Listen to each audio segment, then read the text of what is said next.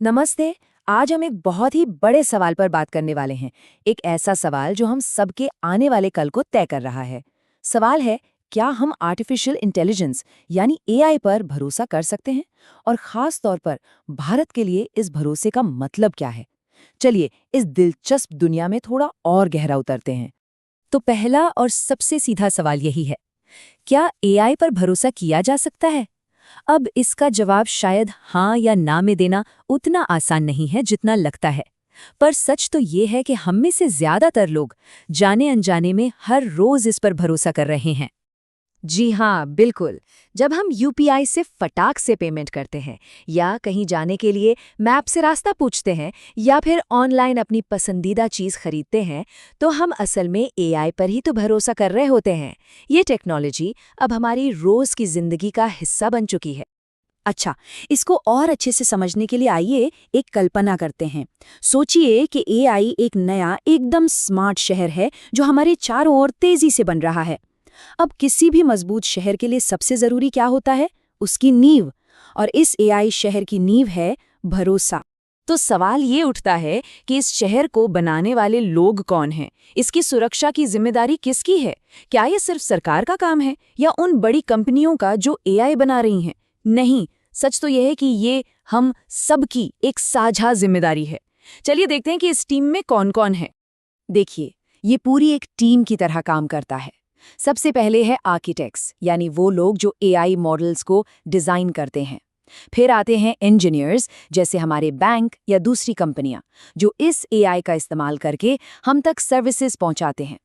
इसके बाद है सिटी प्लानर्स, यानी सरकार और रेगुलेटर्स, जो सबके लिए सुरक्षा के नियम बनाते हैं। और आखिर में आते हैं हम सब, नागरिक, जिनके भरोसे पर ही तो ये पूरा शहर चलता है और आगे बढ़ता है। और यही बात सबसे ज्यादा जरूरी है। एआई बनाने वालों से लेकर उसे इस्तेमाल करने वाली कंपनियों तक हर किसी को अपनी जिम्मेदारी समझनी ही होगी। क्यों? क्योंकि इन टूल्स का सीधा असर हम जैसे आम लोगों की जिंदगी पर पड़ता है। ठीक है, तो जब शहर बन रहा है और टीम भी तैयार है, तो अब बात आती है नियमों की। इस एआई शहर के लिए रूल बुक, मतलब नियम कानून कैसे होने चाहिए।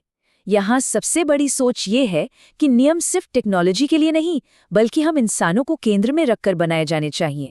यहाँ पर सोच में एक बहुत बड़ा बदलाव है।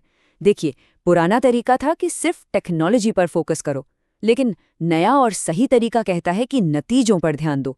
मतलब आखिर में हो क्या रहा है? क्या इसका नतीजा सबके लिए अच्छा और निष्पक्ष है? क्या इससे लोगों को बेहतर अनुभव मिल रहा है? क्या वो सुरक्षित महसूस कर रहे हैं? असली सवाल तो ये हैं। कुछ एआई बनाने वाले तो एक कदम और आगे जा रहे हैं, जैसे एंथ्रोपिक नाम की कंपनी। वो अपने एआई के अंदर ही एक नैतिक कंपास बना रही है, जिससे वो संविधान कहते हैं। ये उस शहर के उसूलों की तरह है जो एआई को हमेशा सही, सुरक्षित और फायदेमंद काम करने के लिए गाइड करता है। और सबसे अच्छी बात, ये पब्लिक है ताकि हर कोई नियमों को देख और समझ सके। अब एक बात तो बिल्कुल साफ है, भारत में जो एआई का शहर बनेगा वो अमेरिका या यूरोप की नकल नहीं हो सकता। उसे भारतीय होना पड़ेगा।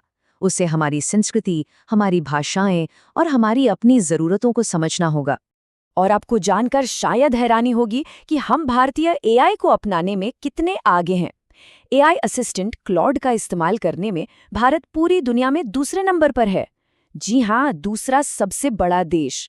ये दिखाता है कि यहाँ कितनी ज्यादा संभावनाएं हैं, और इसीलिए इसे सही तरीके से बनाना और भी जरूरी हो जाता है। बस इसीलिए हमारे अपने एआई का होना बहुत ज़रूरी है। हमें एक ऐसा एआई चाहिए जो हिंदी, तमिल, बंगाली और हमारी दूसरी भाषाएं समझे। एक ऐसा एआई जो गांव के एक किसान की समस्या को उतनी ही आसानी से हल करे जितनी बैंगलोर की एक सॉफ्टवेयर इंजीनियर की। यही एआई भारत के युवाओं के लिए, स्टूडेंट्स के लिए, छोटे बड़े व्यापारियों के लिए नए मौक़ों के दरवाजे खोलेगा।